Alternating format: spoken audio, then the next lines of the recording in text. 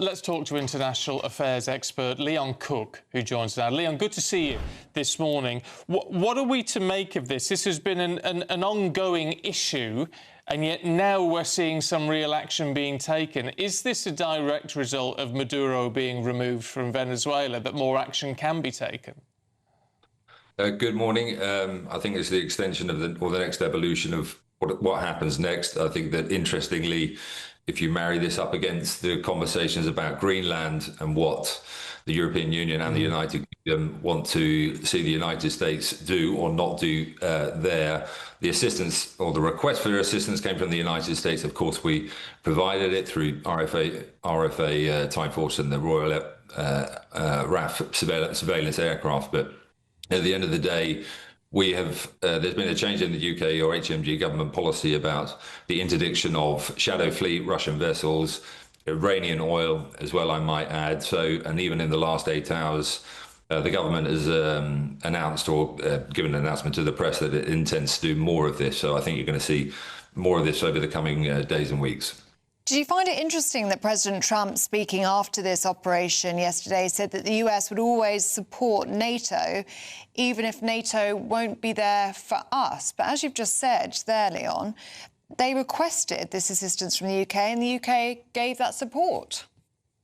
Well, I think there's been a lot of commentary over the last couple of days. We're in a very perilous time. I mean, I don't know if you've been watching the White House social media over the last day or two, but it's quite extraordinary.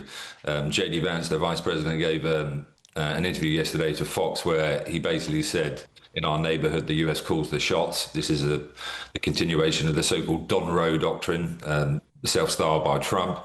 Even the State Department is now putting out posts basically saying, and I quote, "American grit, resilience and strength is truly back." So they are obviously exercising and showcasing themselves through pure brute force. And there might be an element which is part of a broader strategy in terms of American foreign policy. It might be a bleed into Ukraine, basically saying to Putin, you know, watch out, one way or another, we are actually ramping up our efforts. But where this leaves NATO and the alliance, I mean, Mark Rutte has not actually said anything in about 2 weeks. That's from the Secretary General. That's pretty extraordinary. Yeah.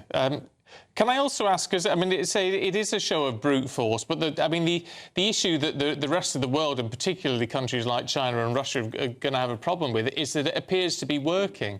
I mean, you only have to look at the person sort of currently in charge of Venezuela, the Vice President Rodriguez, who seems to be, you get the impression that she's sort of being willingly compliant to what Trump wants.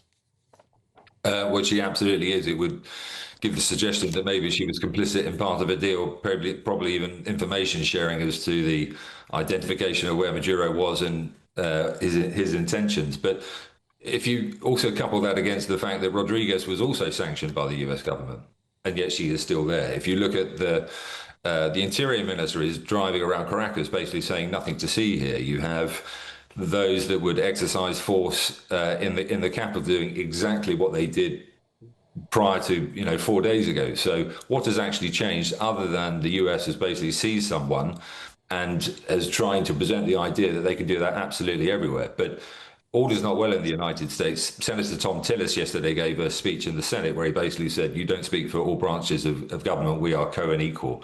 Now, that may not necessarily be true, but there is what the White House is doing, what the administration is doing, and there is a visceral backlash against that from other elements of the three co-executive elements of power.